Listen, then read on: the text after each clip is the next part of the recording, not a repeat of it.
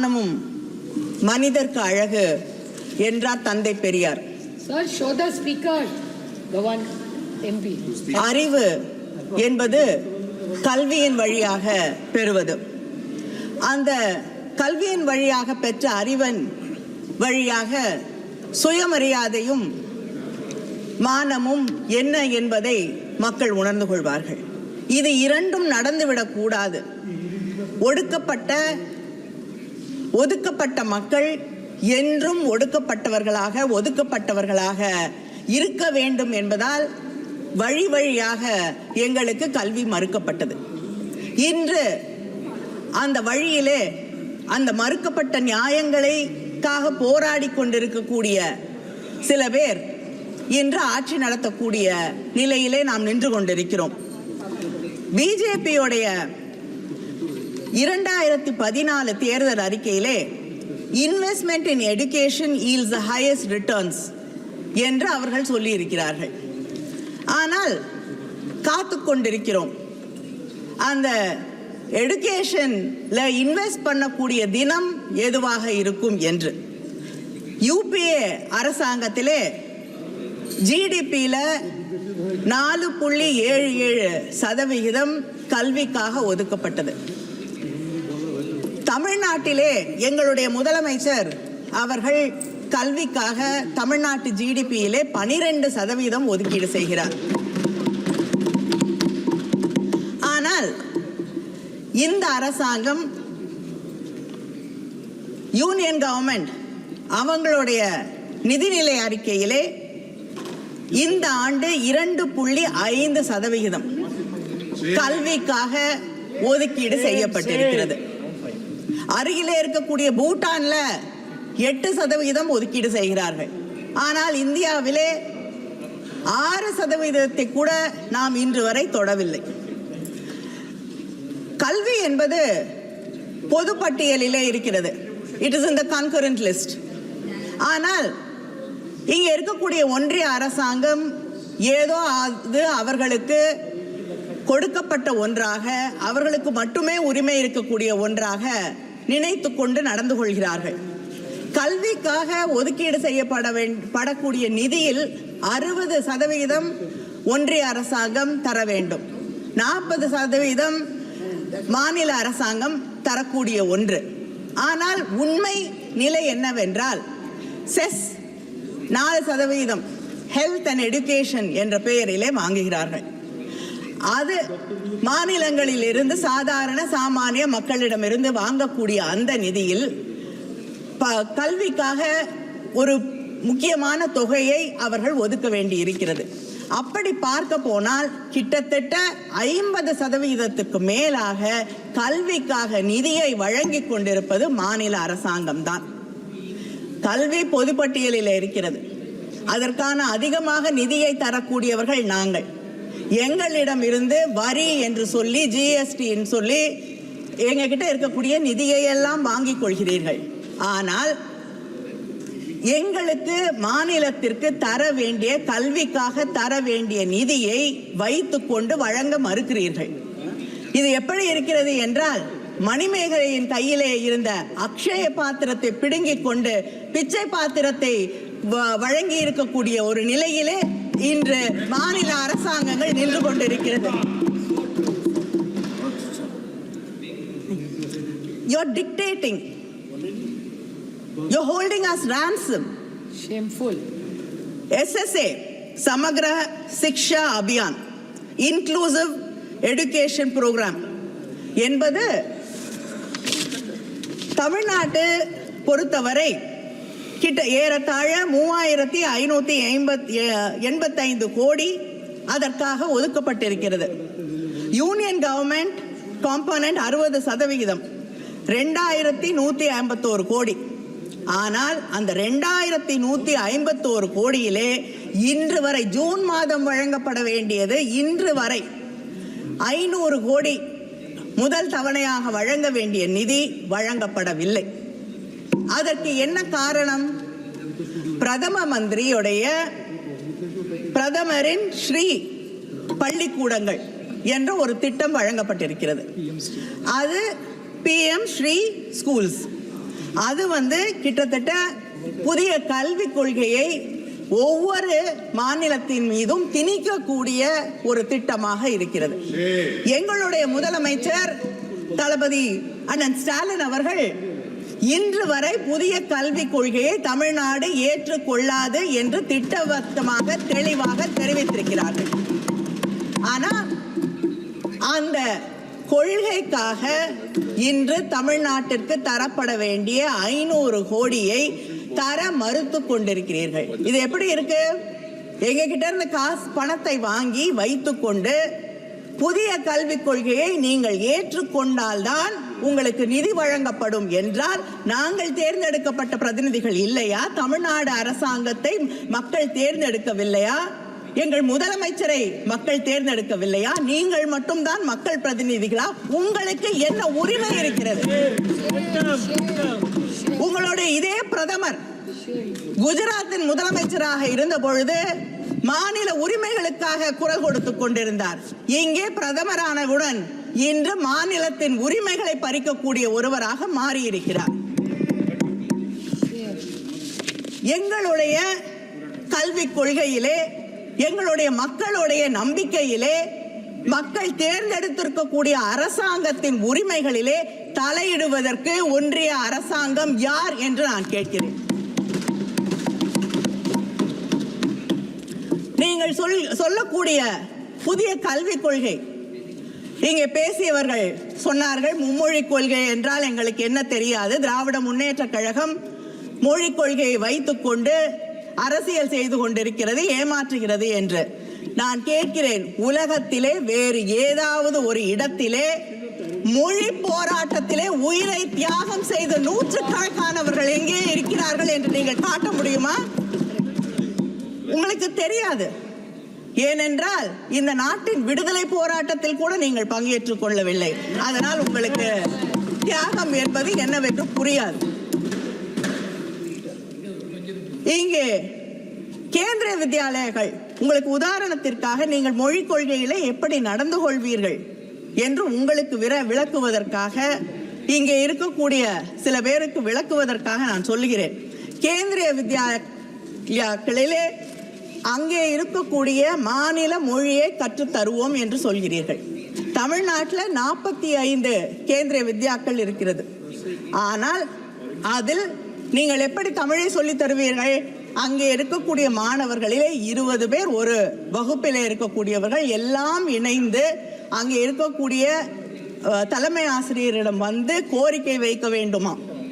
அப்படி கோரிக்கை வைத்தால் தமிழ் அங்கே அதற்காக ஆசிரியர் நியமிக்கப்பட்டு, ஆசிரியர் கிடைத்தால் நியமிக்கப்பட்டு அங்கே தமிழ் சொல்லி தரப்படும். இது தமிழ்நாட்டிலே நாங்கள் கோரிக்கை வைத்து கெஞ்சி போராடி தமிழை கற்றுக்கொள்ள வேண்டும். கேந்திரிய வித்யாக்களிலே 45 பள்ளிகளிலே 15 பள்ளிகளில் தான் தமிழ் சொல்லி தரப்படுகிறது. இப்படிப்பட்ட ஒரு நிலையை கேந்திரிய வித்யாலயா பள்ளிகளிலேயே நடத்தி கொண்டிருக்கக்கூடிய உங்களை நம்பி மொழிக் கொள்கையிலே நீங்கள் நியாயமாக நடந்து கொள்வீர்கள் என்று நாங்கள் எப்படி நினைக்க முடியும்? ஒவ்வொரு இடத்திலும் ரயில்வே ஸ்டேஷன்ல போய் டிக்கெட் வாங்க முடியல, அங்கேயும் ஹிந்தியை திணித்துக் கொண்டிருக்கிறீர்கள். அப்படிப்பட்ட இந்த அரசாங்கம் எங்கள் மீது ஹிந்தியை திணிக்காது. ஹிந்தியை மட்டுமா திணிக்கிறீர்கள், சமஸ்கிருதத்தையும் திணித்துக் கொண்டிருக்கிறீர்கள். ஒவ்வொரு வழியிலும் எப்படி நாங்கள் உங்களை நம்பி மொழிக் கொள்கையிலே நீங்கள் நியாயமாக நடந்து கொள்வீர்கள் என்று நினைக்க முடியும்? அது மட்டும் இல்லை, எங்களுடைய தமிழ்நாட்டு முதலமைச்சர் அவர்கள் காலை உணவு திட்டத்தை கொண்டு வந்திருக்கிறார்.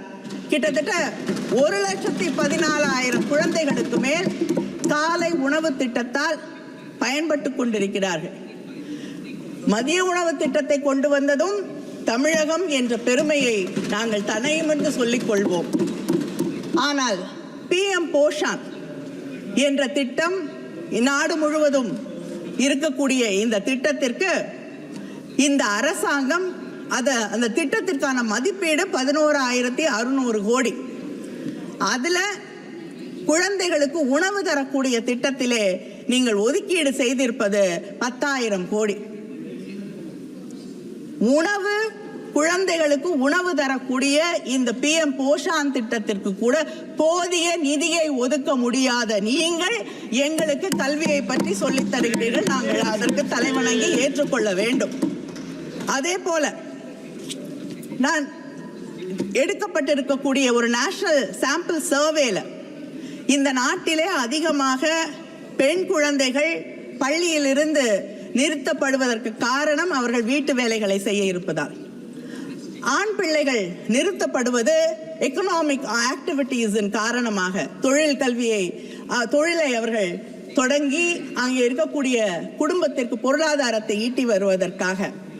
இந்த புதிய கல்விக் கொள்கையிலே நீங்கள் விஸ்வகர்மா என்ற திட்டத்தை கொண்டு வந்து இந்த பிள்ளைகளை படிக்கக்கூடிய வாய்ப்புகளை எல்லாம் மறுத்து வழி வழியாக எந்த குலக்கல்வியை திராவிட முன்னேற்றக் கழகமும் திராவிட இயக்கமும் எதிர்க்கிறதோ அதே கல்வியை கொண்டு வந்து எங்கள் பிள்ளைகளின் படிப்பை எதிர்காலத்தை நாசமாக்க துடித்துக் கொண்டிருக்கக்கூடிய அந்த புதிய கல்விக் கொள்கையை எங்களால் எப்படி ஏற்றுக்கொள்ள முடியும்? இதே போல மொழி திணிப்பை பற்றி சொல்லுவதென்றால் தெலுங்கானால நீங்க சொல்லக்கூடிய ஏகலைவா மாடல் ஸ்கூல்ஸ்ல கிட்டத்தட்ட 47 பேர் வேலைக்கு எடுக்கப்பட்டிருக்கிறார்கள் பள்ளிக்கூடங்களிலே. அதிலே 44 பேர் ஹரியானாவில் வந்திருக்கிறார்கள் தெலுங்கானாவில் இருக்கக்கூடிய பள்ளிகளிலே கல்வி சொல்லிக் கொடுப்பதற்காக. எப்படி படிப்பாங்க அந்த பிள்ளைகள்? இப்படி புதிய கல்விக் கொள்கையின் வழியாக இந்த பள்ளிகளிலே இருக்கக்கூடிய அந்த ட்ரைபல் ஸ்கூல்ஸ்ல இருக்கக்கூடிய மாணவர்களின் கல்வியை கெடுப்பதற்கான ஒரு வழிவகையை உருவாக்கி கொண்டிருக்கிறீர்களே தவிர அவர்களை காப்பாற்றுவதற்காக அவர்கள் எதிர்காலத்தை பற்றி கவலைப்படக்கூடிய ஒரு திட்டத்தை நீங்கள் உருவாக்கவில்லை. அதே போல் ஹையர் எஜுகேஷன் ஒவ்வொரு ஆண்டும் உயர்கல்வியிலே நீங்கள் ஒதுக்க வேண்டிய நிதியை குறைத்துக் கொண்டே இருக்கிறீர்கள். அதை தாண்டி கிளஸ்டர் ஸ்கூல்ஸ் அதிகமாக மாணவர்கள் இல்லை. தமிழ்நாட்டில் ஒரு மாணவன் இருந்தால் ஒரு பள்ளியை மூடாமல் நடத்தி கொண்டிருக்கிறோம். ஆனால் அதிகமாக மாணவர்கள் இல்லை என்றால் அந்த பள்ளிக்கூடத்தை மூடிவிட்டு அந்த ஊரில் இருந்து பல கிலோமீட்டர் அதிகமாக தூரமாக இருக்கக்கூடிய ஒரு இடத்திலே எல்லா மாணவர்களையும் கொண்டு வந்து கல்வியை நாங்கள் அவர்களுக்கு சொல்லித் தருவோம் என்றால் அந்த கிராமங்களிலே மலை பகுதிகளில் வாழ்ந்து கொண்டிருக்கக்கூடிய ஆண் பிள்ளைகளும் பெண் பிள்ளைகளும் எப்படி கல்வியை பெறுவார்கள் என்று நீங்கள் சிந்தித்து பார்க்க வேண்டாமா? அதே போல எங்களுடைய தலைவர் கலைஞர் அவர்கள் ஒவ்வொரு சின்ன ஊரிலும் ஈவன் ஸ்மால் டவுன்ஸ் அங்கே இருக்கக்கூடிய பெண்களும் அங்கே இருக்கக்கூடிய வாய்ப்புகள் வசதிகள் பெருகாத குடும்பங்களிலே இருக்கக்கூடியவர்கள் நகரங்களிலே வந்து தங்கி படிக்க முடியாது, அவர்களுக்கு கல்வி கிடைக்காது, உயர்கல்வி கிடைக்காது என்பதற்காக அங்கே எல்லாம் கல்லூரிகளை உருவாக்கினார். அதனாலதான் நீங்க இன்னும் 30 வருஷம் பொறுத்து ஒரு கனவு கண்டு கொண்டிருக்கிறீர்களே 50% உயர்கல்வியை எட்டி விடுவோம் என்று. அதை தமிழ்நாடு என்றோ தாண்டி விட்டதற்கு காரணம் சின்ன சின்ன ஊர்களிலே நாங்கள் அங்கே கல்லூரிகளை உருவாக்கி வைத்திருப்பதற்கு. ஆனா அந்த செயல் திட்டத்தை கொண்டு வந்த தலைவர் கலைஞர் அவர்களின் வழியிலே வந்திருக்கக்கூடிய ஆட்சி இந்த கல்லூரிகளை மூடக்கூடிய உங்களுடைய புதிய கல்விக் கொள்கையை எப்படி ஏற்றுக்கொள்ளும் என்று நான் கேட்கிறேன். அது மட்டும் இல்லை, இன்னும் சொல்வதற்கு நிறைய இருக்கிறது. இன்னும் சில நிமிடங்கள். கருத்துக்கள் நிறைய இருக்கு, ஆனா சீக்கிரம் முடிக்கிறேன். நீட் எங்கள் தமிழ்நாட்டிலே சாதாரண குடும்பங்களை சார்ந்த கிராமப்புறங்களிலே இருக்கக்கூடிய பிள்ளைகள் படிப்பதற்காக தலைவர் கலைஞர் அவர்கள் ஒவ்வொரு மாவட்டத்திலும் அரசு மருத்துவ கல்லூரிகளை கொண்டு வந்தார்கள். நீங்கள் நீட் பரீட்சைகளை கொண்டு வந்து அங்கே இருக்கக்கூடிய மாணவர்களின் கனவுகளை எல்லாம் சிதைத்துக் கொண்டிருக்கிறீர்கள். எத்தனை பேர், எத்தனை மாணவர்கள் உயிரை மாய்த்துக் கொண்டிருக்கிறார்கள். அதை பற்றி உங்களுக்கு கவலை இல்லை. ஏனென்றால் இந்த அரசாங்கம் வந்த பிறகு ஒரே ஒரு தொழில் மற்றும் வளர்ந்திருக்கிறது. கிட்டத்தட்ட 5750 கோடி கோச்சிங் இண்டஸ்ட்ரி, இந்த கோச்சிங் ஸ்கூல், இது மட்டும்தான் வளர்ந்திருக்கு. Shame. NTA 28 எக்ஸாமினேஷன்ஸ் நடத்தி கொண்டிருக்கிறது. யாராவது ஒருத்தர் வந்து அரசாங்கத்திலிருந்து அங்கே நிரந்தர பணியிலே இருக்கிறார்களா என்றால் இல்லை. நீங்க சொன்ன பதில் தான் நான் கேட்ட கேள்விக்கு. There is not one single person who is a permanent employee and who is answerable. அப்ப கேள்வித்தாள்கள் வந்து அதில் இருக்கக்கூடிய ரகசியத்தை எப்படி பாதுகாப்பீர்கள்? இதைத்தான் எங்களுடைய முதலமைச்சர் முதல் நாளிலிருந்து இந்த நீட் பரீட்சைகள் தேவையில்லை தேவையில்லை தேவையில்லை என்பதை சொல்லிக் கொண்டிருக்கிறார். இந்த புதிய கல்விக் கொள்கையில உங்களுக்கு மறந்துடுது, இது கன்கரண்ட் லிஸ்ட்ல இருக்கு, பொதுப்பட்டியல்ல இருக்குன்னு. அதனால நீங்க சிலபஸையும் நீங்க தான் உருவாக்குவேன் என்கிறீர்கள். நீங்க உருவாக்கக்கூடிய சிலபஸ் தான் இங்கே இருக்கக்கூடிய கலாச்சாரத்தை, பண்பாட்டை, இந்த நாட்டின் நாகரீகத்தை, அரசியல் வரலாற்றை சொல்லித் தரும் என்கிறீர்கள். நீங்க சொல்லிக் கொடுக்கக்கூடிய அரசியல் வரலாறு என்ன? முகலாய மன்னர்களை பற்றி பேச மாட்டீர்கள்.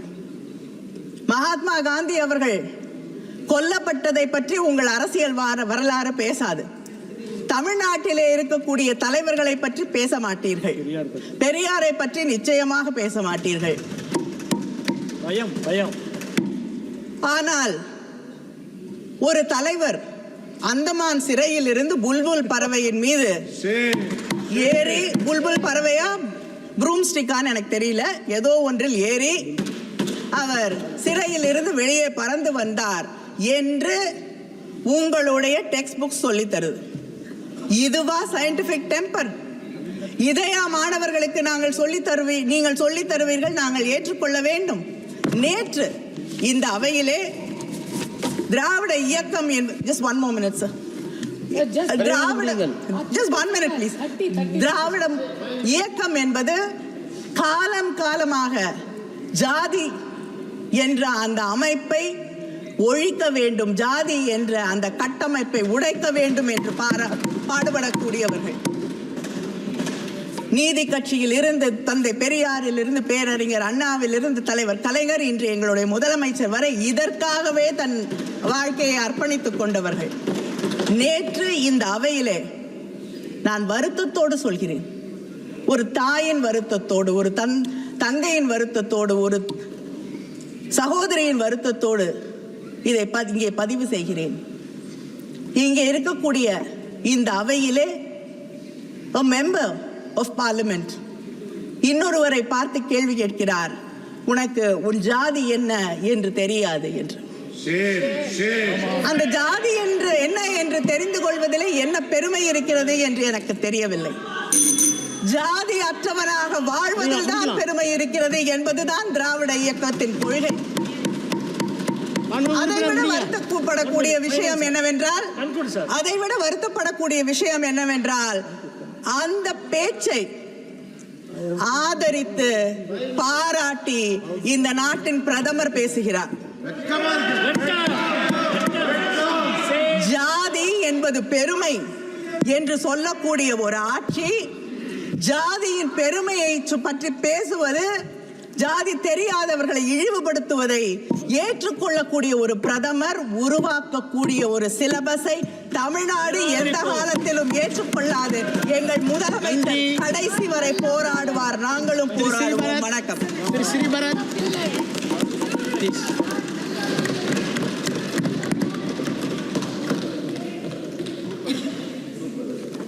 Thank you, sir. Thank you for giving me this opportunity to speak about education, which is a subject very close to my heart. Before I speak for the demand for grants for the Ministry of Education,